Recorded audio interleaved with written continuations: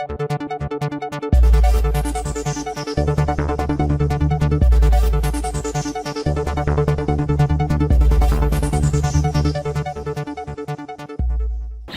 स्वागत है आपका एमपी न्यूज में और मैं हूं आपके साथ शालिनी। आइए बढ़ते हैं आज की बड़ी खबर की ओर। राजधानी भोपाल से श्योपुर कांग्रेस विधायक का एक्सक्लूसिव इंटरव्यू। आखिर विधायक ने विधानसभा में क्यों फाड़ दिया था कुर्ता? क्या है 40 करोड़ का पूरा मामला? क्यों कांग्रेस विधायक को ऑफर हुए थे रुपए? क्यों कांग्रेस विधायक ने भाजपा को भ्रष्ट पार्टी बताया? विधानसभा पटल पर विधायक ने विकलांगों का मुद्दा उठाया। बाबूलाल जंडेल का interview. MP news Madhya Pradesh से संकेत नाइक की रिपोर्ट। सफर में भीड़ तो होगी, सफर में भीड़ तो होगी, जो चल सको तो चलो। सभी हैं भीड़ में, सभी हैं भीड़ में, तुम भी निकल चलो तो चलो। विधायक जी नमस्कार।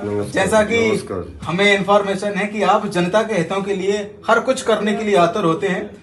आपने, हमने सुना है सदन में एक बार अपना कुर्ता फाड़ दिया था, क्या विषय था, थोड़ा सा वो बताएं आप। 2019 में मेरे विधानसभा क्षेत्र श्योपुर बड़ौदा में बाढ़ आई थी और बाढ़ में मेरा 50% शहर परेशानी में घर चुका था। पानियों में पूरा राशन बह गया था, माता बहनों के कपड़े बह गए थे, स्थिति बहुत बिगड़ चुकी थी। तो ऐसी स्थिति में मैंने नदियों में से कई भाइयों को निकाला है, बोर्डों में बैठ के निकाला है। और इसी स्थिति में जब सरकार में मैंने विधानसभा जो लगाई थी और करोड़ों रुपया का जो सरकार ने बजट दिया उसका बंदरबांट हुआ था। कई पटवारियों ने अपने रिश्तेदार, अपने सहयोगियों को उनके खाते में पैसे डाल दिए थे। वो जांच के उपरांत कई पटवारियों को नियमित किया सरकार ने, प्रशासक ने। ऐसी स्थिति मेरी श्योपुर में आज बनी हुई है। मेरे पार्वती नदी में चाचा भतीजा की मौत हो चुकी है, अभी तक कोई कार्रवाई नहीं है। परिवार वालों को प्रशासक कोई ऐसा विशेष पैकेज के बारे में नहीं कह पा रहे हैं कि हम पैकेज देंगे। जो योजना है 4 लाख की, वो योजना तो चल रही है, उसको क्या देंगे सरकार, वो तो चल रही है, वो देने लायक है। आज की स्थिति यह है कि जो बाढ़ों के अंदर जो किसानों की फसलों का नुकसान हुआ, जो नाले होते हैं पानी निकालने के, वो अतिक्रमण में घिरे हुए हैं। मैं कई बार प्रशासक को, सरकार को लेटर के माध्यम से, प्रश्न का माध्यम से अवगत करवा रहा हूँ कि मेरा 20 गांव बड़ौदा क्षेत्र में जो आता है वो पूरी तरह से किसान चौपट है। केवल मात्र 1 किलोमीटर का नाला अतिक्रमण से घिरा है। अगर उस नाले को प्रशासक साफ कर देता है तो कई किसानों की फसल बच जाएगी। तो विधानसभा क्रमांक 1 श्योपुर काफी मशहूर है और विधायक जी तो खास तौर पे। अब श्री बाबूलाल जंडेल जी, हाँ जी सर, आप कांग्रेस के विधायक हैं, सत्र चल रहा है। अब चूंकि एक महत्वपूर्ण प्रश्न है, 2016 की धारा 36 में सीधी भर्ती और पदोन्नति में दिव्यांग जनों को आरक्षण का जो आपने प्रश्न उठाया है, उसमें सरकार और जो सत्र में जो हमारे माननीय बैठे हुए हैं, जो मंत्री हैं विभागीय, क्या वो कार्रवाई करने वाले हैं? कब से ये मुद्दा आपने छेड़ रखा है, लेकिन क्या कार्रवाई हुई इस पर? देखो, मेरे मध्य प्रदेश में विकलांग भाई जो गोल्ड मेडल जीत के लाते हैं, वो आज मेरे पड़ोसी स्टेट है राजस्थान, जहां अशोक गहलोत जी की उस वक्त सरकार थी जिसने मेडल जीता है। उन विकलांगों को गहलोत जी ने 3 लाख रुपए दिए, उस विकलांग को नौकरी दी। और मध्य प्रदेश में विकलांगों के लिए ये स्थिति है कि उनको कोई खेल का बजट नहीं है। जब मैं 2018 में विधायक प्रथम बार बना था कांग्रेस से, तो मैंने 40 मोटरसाइकिल विधायक निधि से विकलांगों को दी, इसलिए वो अपने पैरों पे खड़े हो सके। जो विकलांग थे तो उन मोटरसाइकिलों से उन्हें दुकान लगाई, बिजनेस किया, अपना परिवार को पाला है। आज भी वो गाड़ियाँ चल रही है। इसी तरह पे सरकार ने फिर विकलांगों को एक योजना बनाई है और बैटरी की स्कूटरी की वो योजना बना के दी है। आज ये जो विकलांग मेरे क्षेत्र से आते हैं, मेरे क्षेत्र के विधानसभा के क्या नाम सद्दाम भाई है, हमारे अरविंद है, ये तैरने के लिए समुद्र में जा रहे हैं, खेलने के लिए जा रहे हैं। तो मैंने विधानसभा में मेरा कल प्रश्न आएगा, मैंने प्रश्न लगाया है कि इन विकलांगों को जब गोल्ड मेडल मिलता है तो इनको नौकरी दी जाए। इनको जैसे अन्य स्टेटों में 3 लाख 4 लाख रुपए का पुरस्कार दिया जाता है, वो पुरस्कार दिया जाए तो ये भी अपने आत्मनिर्भर कर सके। और इस पुरस्कार से हमारे जो मध्य प्रदेश में विकलांग भाई है वो अपने जीवन को हताश नहीं मानेंगे, वो आत्मनिर्भर होके आने वाले विकलांग है वो भी अपना एक खेल के लिए रुचि बनाएंगे, अपने रोजगार के लिए रुचि बनाएंगे। तो वाकई जैसा हमारा जीवन है, हम स्वस्थ हैं, हम अच्छे वातावरण में निवास रहते हैं, तो हमारे दिव्यांग भाई भी क्यों इन चीजों से उजल रहे हैं। उनको भी सम्मान मिलना चाहिए, उनको भी बाकायदा जो व्यवस्थित रूपरेखागत तरीके से जैसे हम अपने आप को मानते हैं वो भी अपने आप को माने, वो भी अच्छे वातावरण में रहें, ये हम उम्मीद करते हैं। सरकार भी इसमें महत्वपूर्ण कदम उठाएगी। अब सर, जैसा कि उमंग सिंघार जी, जीतू पटवारी जी निरंतर क्षेत्र में क्षेत्रीय जनों के लिए आवाज बुलंद कर रहे हैं, उन पर एफआईआर हो रही हैं। जीतू पटवारी के ऊपर में 36 एफआईआर हैं। कांग्रेस कहीं कमजोर तो नहीं है इसलिए एफआईआर बढ़ रही हो, या फिर प्रशासन का जो रवैया है वो विपक्षी दल के विरुद्ध? कांग्रेस ऐसी पार्टी है, ये 1 से 35 साल पुरानी पार्टी है। ये देश के लिए लड़ी है, अंग्रेजों को भी भगाया, देश आजाद किया। मैं विधायक बना हूँ, मेरे पे 5 वर्ष में 9 एफआईआर दर्ज किए प्रशासक ने। जब मैंने जनता की आवाज उठाई, पुलिस जब भ्रष्टाचार करती है तो मैंने जनता की आवाज उठाई, पुलिस के खिलाफ बोला तो मेरे पे एफआईआर दर्ज करवाई। जब बिजली की बात आई किसानों की, तो जब बिजली नहीं थी, बच्चे बच्चियों के लिए पढ़ने के लिए लाइट नहीं थी, बच्चों की स्कूलों की बसें खड़ी थी, तो मैं खंबे पे चढ़ के मैंने एक लाइट जोड़ी, उसमें मेरे पे एफआईआर दर्ज की। जब जब जनता की आवाज उठाते हैं तो बीजेपी सरकार कांग्रेस के प्रतिनिधि वहाँ पे एफआईआर दर्ज करती है। तो ये बीजेपी की सरकार, वो आज का इसका मामला नहीं है। इनने गांधी जैसे के गोली मार दी, ये गांधी शब्द को हटाना चाहते हैं। तो ये सरकार एक तानाशाही सरकार है, मुनिवादी इनका सोच है। ये देश को बांटना चाहते हैं, धर्म की ओट पे राजनीति करना चाहते हैं। लेकिन जो विकलांग भाई पे भी मैं बोल रहा हूँ, विकलांग भी अपने ही भाई है, ये प्रकृति की देन है। विकलांगों ने देश की लड़ाई लड़ी है, गोली चलाई है, आज भी ये सेना में जाने में तैयार है। इनको आरक्षण, पहले जब केंद्र में कांग्रेस की सरकार थी तो इनको 3% आरक्षण आवास के लिए था, मकान बनाने के लिए, इनको नौकरी के लिए आरक्षण था। वो सब आरक्षण इनका खत्म कर दिया गया है। और अब ये जो राजनेता भाजपा का है, उनके पेट के लिए इन लोगों ने सब मामला जमा दिया है। और हमारे माननीय जीतू पटवारी जी, उमंग सिंघार जी इस प्रदेश की लड़ाई लड़ रहे हैं। वो ऐसे नेता है जो जनता के बीच में जाके खड़े रह रहे हैं। न वो एफआईआर से डरेंगे, न वो जेल से डरेंगे, न फांसी से डरेंगे। एक विषय भी हमने जो सुना आपके लिए कि जब सरकार बदली, शिवराज सिंह ने दोबारा ज्योतिरादित्य सिंधिया की मदद से सरकार बनाई, तो क्या आपके पास भी ऑफर आया था क्या? देखो, मुझे जनता ने चुना और मैं 2018 में मुझे जनता ने 44,000 वोटों से जीत के विजय बना, मुझे जनमत दिया। मेरे को काफी दबाव आया, 40 करोड़ का मुझे लालच दिया गया, मंत्री बनाने का लालच दिया गया। पर जिस जनमत मुझे जनता ने दिया है, तो जनमत बेचने के लिए नहीं होता है। मैंने सब लालच को ठुकरा के जिस पार्टी ने मुझे एमएलए बनाया, उसमें आज भी मैं कांग्रेस में विधायक हूँ और 23 में मैं विधायक हूँ। कभी मैं जनमत का सौदा नहीं करूँगा। तो वास्तविकता में जब जनता हमें मत देकर विधानसभा में भेजती है, इसलिए जनमत देती है क्योंकि हम अपने क्षेत्र का विकास कर सकें। अब सर आता हूँ विकास पे।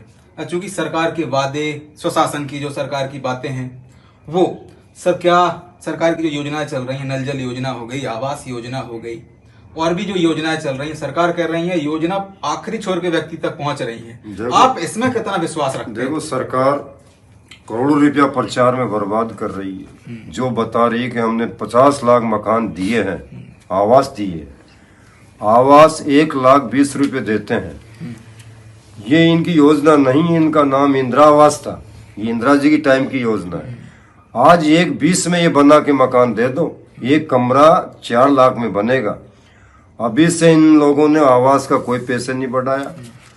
जो आवास देते हैं उसमें 10% तो ये रिश्वत में चला जाता है। बस्ता 1 लाख रुपए है, 1 लाख में कभी घर नहीं बनेगा। मैं बार बार हम मांग कर रहे हैं कि आवास शहरों के अंदर 2.5 लाख देते हैं, ग्रामीण में 1,35,000 देते हैं।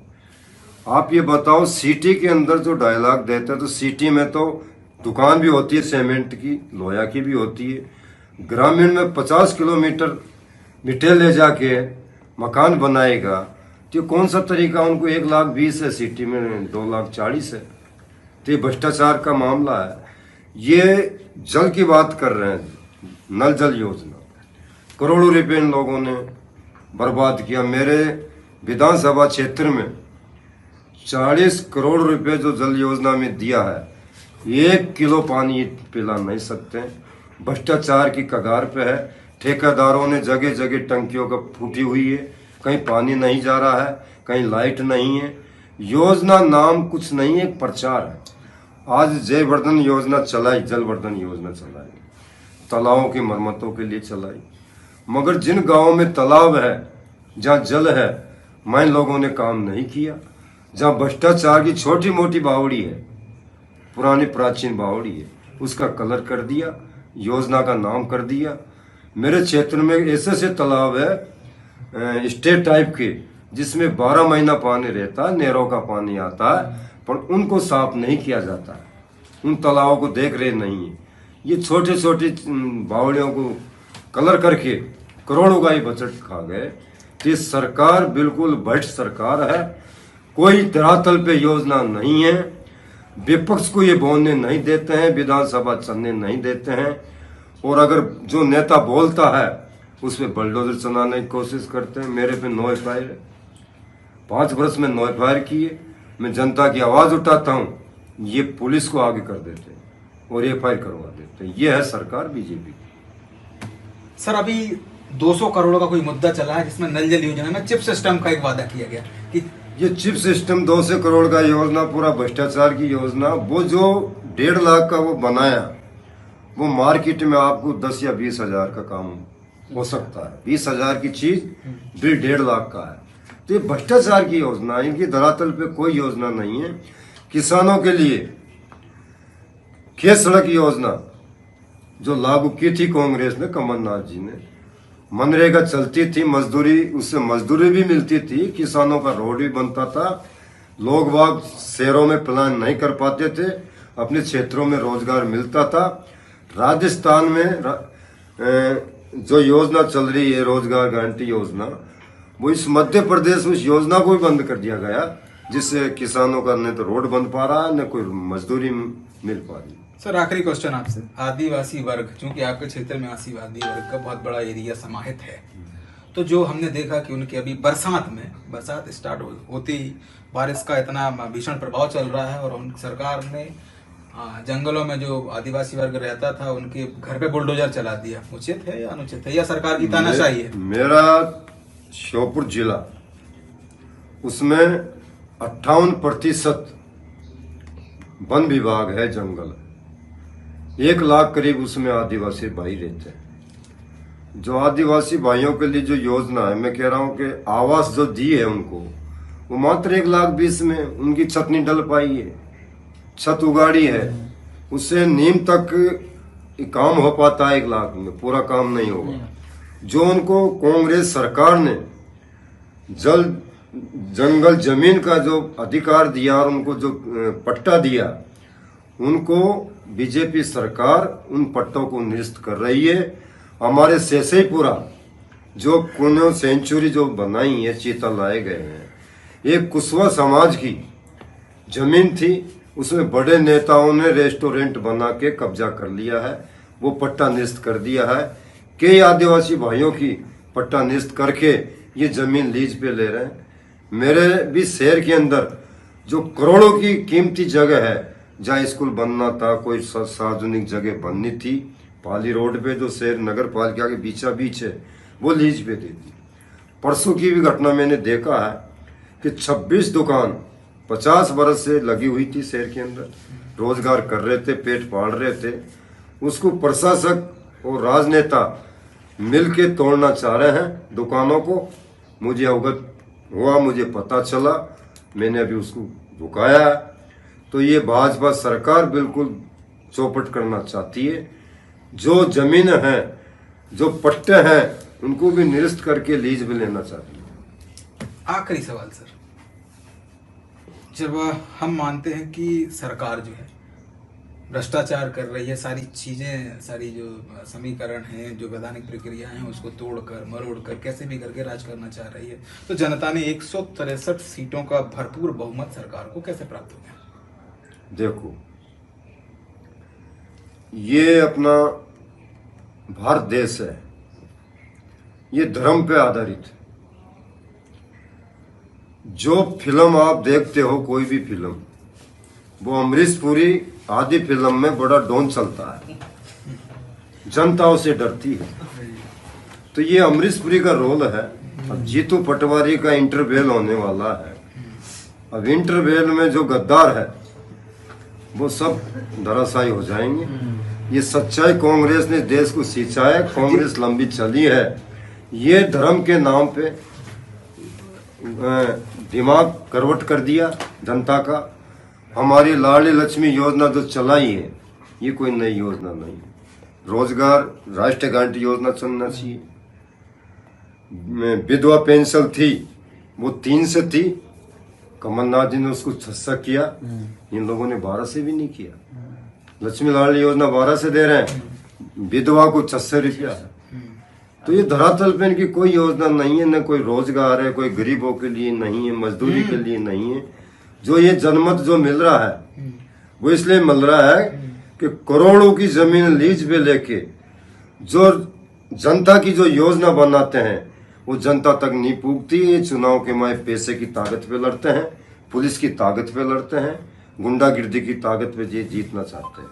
इन लोगों ने, मेरे अभी मध्यावधि चुनाव हुआ बीजेपुर में, मुकेश मल्होत्रा चुनाव जीता, उसमें सरकार ने पूरी गुंडागिर्दी के साथ काम किया। डकैत आए, डकैतों ने आदिवासियों की गोली चलाई। जब आदिवासी ने डकैत को पकड़ा, डकैत को तो भगा दिया गया, पर आदिवासी पे एफआईआर किए जिस डकैत को पकड़ा, और वो आज आदिवासी जेल में। ये बीजेपी की पॉलिसी है। ये डकैत से मिलकर चुनाव जीतते हैं, और जो डकैत का मुकाबला करता है वो जेल में। वो आदिवासी आज भी जेल में। खबरों में अब तक के लिए बस इतना ही। फिर होगी आपसे मुलाकात, तब तक के लिए नमस्कार और देखते रहिए एमपी न्यूज। ऐसे ही लेटेस्ट अपडेट पाने के लिए हमारे चैनल को सब्सक्राइब करें और तुरंत नोटिफिकेशन पाने के लिए बेल आइकन दबाना न भूलें। यदि आप हमें फेसबुक या इंस्टा के माध्यम से देख रहे हैं तो हमारे पेज को फॉलो जरूर करें। धन्यवाद।